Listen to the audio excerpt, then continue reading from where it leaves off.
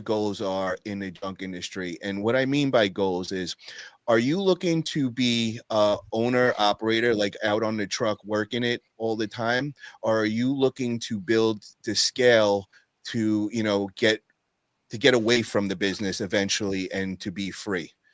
So I'm a little curious because a few of the guys, I'm not really sure which way you're going. So I wanted to know that. So first, I want to start off with Sonoma Strong, Matt and JoJo. What's your overall goals in junk removal? So our overall goal is to hit 100,000 subscribers on YouTube. So the way to do that, we gotta be on the trucks working and filming videos. That's our main goal. Hitting 100,000 subscribers. Once we do that, we're gonna be off the trucks. But right now, we're on the grind. We're stacking our money. We want to buy a lake house, so we're just we're working our asses off. We're doing YouTube. We're doing coaching. We're doing all kinds of stuff. We're just trying to put in the work right now. But eventually what I want to do is have Julio running the show and have a few more guys. But I don't want to be hella big. I just want the 2 trucks going. And we make good money right now. I just want to just be able to run on its own. And we just make YouTube videos and just live our life. Yeah. That's the goal. Now, do you have an exact time frame for that to happen? I said I want to hit 100,000 subscribers, so we got a lot of work to do. So like and subscribe and Yeah. go over. Hit that subscribe button. We have 42,000 right now, so we need 58,000 more subscribers, and I'm gonna hop off the truck. So hopefully we can do that in the next couple of years. We'll see what happens. So I'm thinking we'll get 70,000 by the end of the year, hopefully this year. We'll see. Okay. That's the goal. We need a video to pop off. Our last video that popped off, we got like 2,000 subscribers real quick. So we just gotta just pump something out there that pops off. So it's a grind. Yeah. Nice. I really suggest that Opus Clips, JoJo. I think, just sending through all your old videos and just having them get some of those shorts out there, you'll find some gold in there. And some of those are surprising. Just ones that you don't expect, they'll just take off out of nowhere. Yeah, that's great. Yeah, I'm definitely going to look into it because it's just time consuming.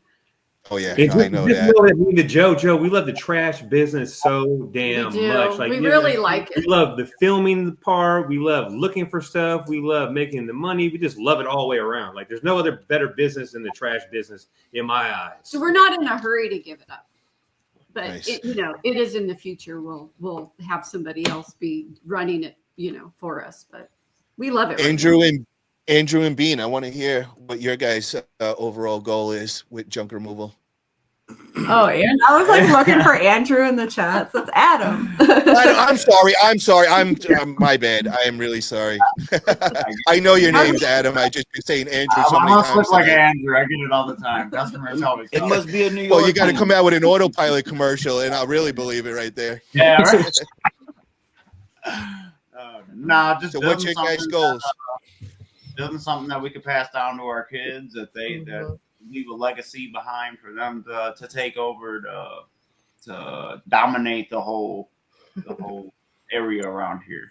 At first we were like, dude, we're taking over. Ain't nobody gonna be better than us. We're gonna franchise out. We're gonna be the biggest thing around. But then we came to the conclusion where we don't really want to do that. We don't want to stay like super small, but we're like Yeah, I have a goal. Like I want to get like a big old $1 million house, pay it off cash. Like, we want a lot of acres. We want horses. We used to have a pig and goat. We want pigs and goats and all that. We want like a farm, all that. But, we're trying to build it up to eventually pass down. So. Yeah, we want to pass it down, and if our kids don't want it, we just want to keep it, a strong business. Like we have like everybody in the area, they know who we are, what we do, and we want it.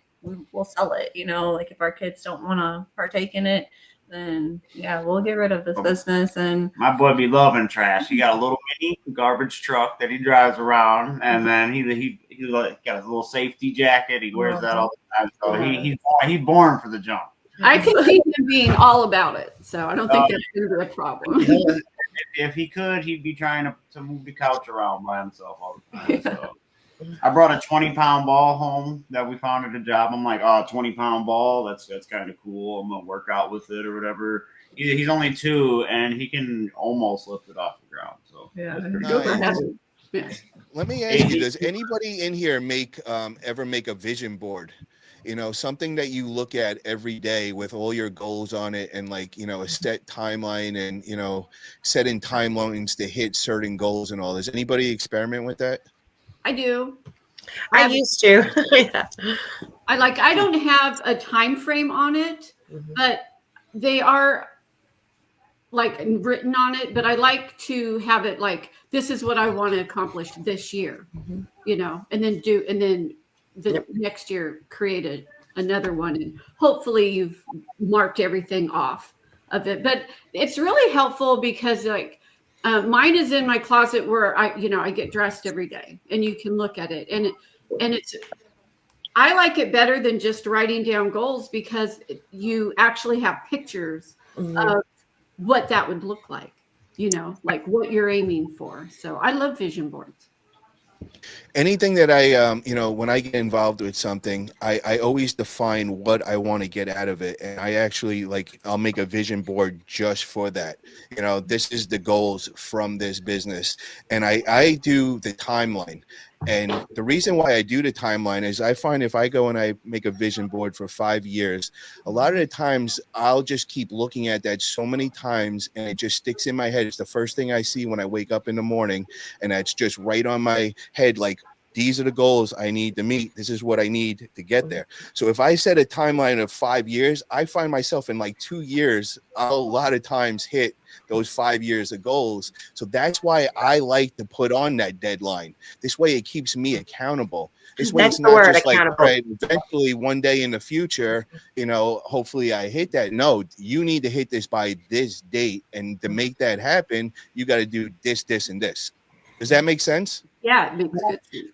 And that's the word, is accountable. Like when you see something like that every day, it's right in your face, right? You're going to get pissed off if you're not holding yourself accountable. You know what I mean? And seriously, it's the psychology. So Paul, one thing I got is I write down my goals for the year. Like I'll put a certain dollar amount, how much money I want to make per month. I'll put, if I want to buy a new vehicle, personal vehicle, I'll put it down how much money I want in my YouTube account. I'll have everything written down. I'll look at it every single day, especially like my cash is in my IRA, how much, just certain things. I just look at it every single day, and it just motivates the hell out of me too. So that's pretty much the vision board, but you're doing it in a different kind of way that fits for you. That's what works for you. Some other people like to see the actual what I'm going to get at the end. So for me, like, you know, I'll have a certain house up there, certain cars. I want to have this car. And then I start now getting into each one of those, and now I start really going into the details. Now I need to know the exact model of the car. Now I need to actually go see it in person, and it just gets more and more extreme. And the closer and closer it is getting to me, it's like I feel like I'm getting closer, and now I want to speed this up. I want to make this happen faster. You know what I mean? So it's like I started with this like probably about 4 years back, and I'm telling you, I feel like I've 10x'd what I would have did if I didn't do that. You know what I mean? So it's something that works really good for me, and it might be something that could work for some of you guys. And you could see Sonoma Strong is obviously doing that, and I can even see like how Matt worked, man. Like even with the way you are with your jobs and how you have it set up with Julio and all, I could see you have like a set number in your head. Now that you just said that, it's all making sense of how you go about things and make that happen. And you probably break it down to each day of how much you have to bring in to make that yearly goal. Am I correct with that? No, you're 100% correct. And I come from a family that doesn't have a bunch of money, and they really weren't business smart or smart with their cash. You know what I mean? They either spent all their money and we were like tucking shit away. So for us, or for me and her to have cash flow coming in like this, it's like brand new to us. But I'm real cautious on moves that I make. I really look at stuff like, what's the worst case scenario? Like when I bought the other dump truck, I was like, you know what? What's the worst case scenario? If I buy a dump truck, it ain't moving. Guess what? It's a sitting billboard, but it's moving. We're making money with it every single day. So I want to say one more thing, because right now you're probably like, yo, this guy, I'm ready to kill him. He's got me into crypto, and you know, he probably bear with us, bro. Bull Run is coming, bro. I promise coming? you, man. Yeah, I heard Just- that. Yeah, I heard. Don't look now. Don't look I'm now. looking at my money every day. Like, what the hell? Don't look. You're gonna curse me every day. You're gonna be like, I'm gonna forget about him real soon. But I'm telling you, brother, once things settle out, you know, we got a president that's stirring things up right now. He's rattling trees and things are falling out. You know, the first year transition and all that. After that, the golden age starts. I'm telling you, you guys are gonna be thanking me one day for that. I promise you on that one. Yeah, we're not worried about it. It's just money that was just sitting there, so it's all good. If it happens, it happens. No big deal. Yeah, I mean, I gotta admit, if I was looking at my phone every day, I think I would probably go down the Golden Gate Bridge and jump off right now. So I get it.